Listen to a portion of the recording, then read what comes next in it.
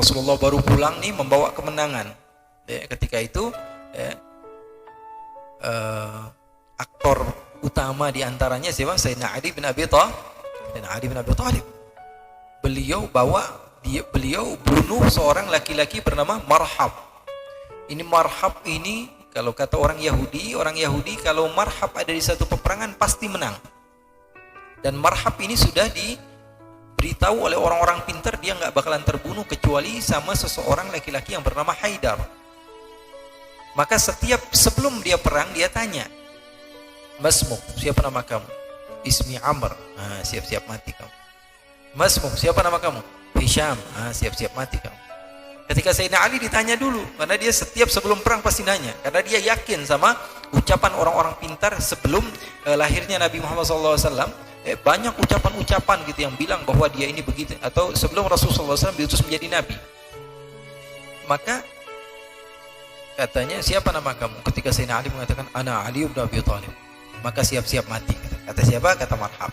Ketika Sayyidina Ali membuka pedangnya, Sayyidina Ali membaca syair, Ana alladhi sammatni ummi bihaidar kalaythi ghabatin karihil manzara.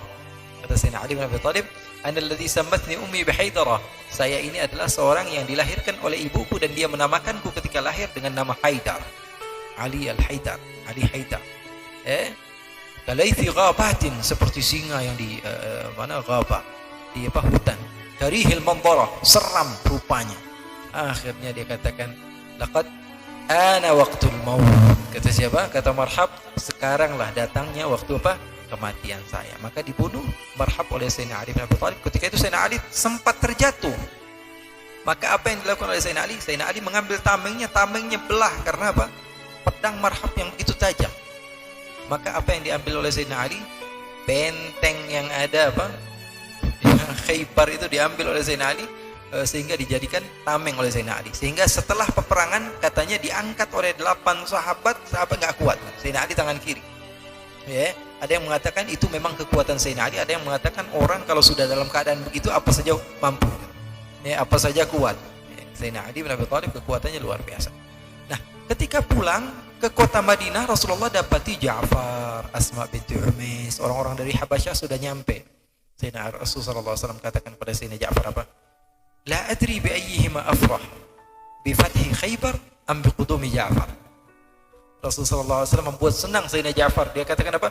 La adri, saya tidak tahu, bi ayyihima afrah, untuk yang mana saya harus senang dahulu? Bi fathi Khaybar, apa karena menang peperangan Khaybar? Am bi qudumi Ja'far, atau gara-gara Ja'far bin Abi Thalib datang. Sayyidina Ja'far ini istrinya namanya Asma binti Umais, sahabat wanita yang terkenal keberkahannya. Menikah dengan Sayyidina Ja'far, punya anak diantaranya Abdullah namanya. Abdullah bin Ja'far itu ibunya siapa namanya? Asma binti Umais. Sayyidina Ja'far tahun 8 bulan Jumadil Awal meninggal.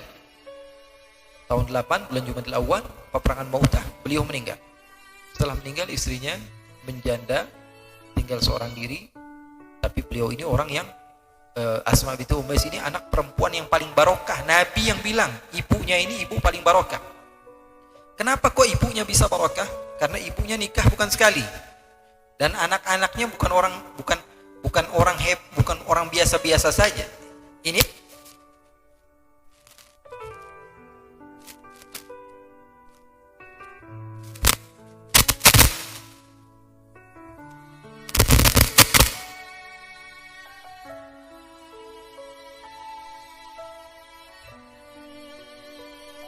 Hindun binti Auf menikah dengan seorang laki-laki bernama Khuzaimah.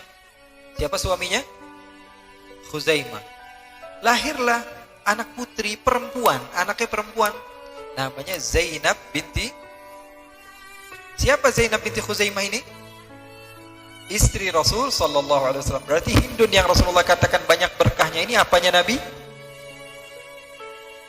Mertuanya Nabi Muhammad sallallahu alaihi wasallam. Akhirnya Hindun suaminya Khuzaimah meninggal, menikah lagi dengan seorang laki-laki bernama Al-Harith. Siapa suaminya? Al-Harith. Al-Harith punya putri namanya Maimunah bintil Harith. Apanya Nabi? Istrinya Nabi. Zainab binti Khuzaimah, Maimunah bintil Harith, saudara satu ibu. Zainab binti Khuzaimah istri Nabi yang paling pertama meninggal setelah Siti Khadijah. Ya, jadi Rasulullah SAW masih hidup, istrinya udah meninggal. Makanya kalau nikah dua-duanya adik kakak boleh nggak? Wa anta jama'u bainal ukhtaini illa ma qad salaf, nggak boleh walaupun satu ibu. Jadi Hindun binti Auf menikah dengan Khuzaimah, punya anak Zainab binti Khuzaimah. Zainab binti Khuzaimah dinikahi oleh Nabi dan beliau meninggal. Kemudian Hindun yang barakah ini nikah lagi sama Al-Harith. Punya putri siapa? Maimunah, istrinya Nabi Muhammad SAW. Al-Harith punya anak juga namanya Lubabah Al-Kubra. Lubabah Al-Kubra ini dinikahi oleh Al-Abbas, paman Nabi. Punya anak namanya Abdullah bin Abbas. Berarti Abbas paman Nabi, apanya Hindun? Mantunya juga. Rasulullah apanya Hindun? Mantunya juga. Berarti Abdullah bin Abbas apanya Hindun? Cucunya. Paham toh? Kemudian beliau punya anak juga Lubabah As-Sughra. Nikah dengan Al-Walid ibn Al-Mughirah, pendekarnya kufar Quraisy yang tidak masuk Islam. Tapi dia punya anak namanya Khalid ibn Walid. Jadi Khalid bin Walid dan Abdullah bin Abbas ini sering di rumahnya Siti Maimunah, istrinya Nabi. Kalian belum tahu mungkin, kenapa kok ini bisa sering di rumah istrinya Nabi? Sekarang kalian tahu, ini khalahnya, bibinya sendiri. Karena Maimunah, Lubabah Al-Kubra, Lubabah As-Sughra, adik kakak. Maimunah ini nikah sama Nabi, Lubabah Al-Kubra nikah sama Sayyidina Abbas, Lubabah As-Sughra menikah sama Al-Walid ibn Al-Mughirah. Hebat gak kira-kira Hindun binti Auf?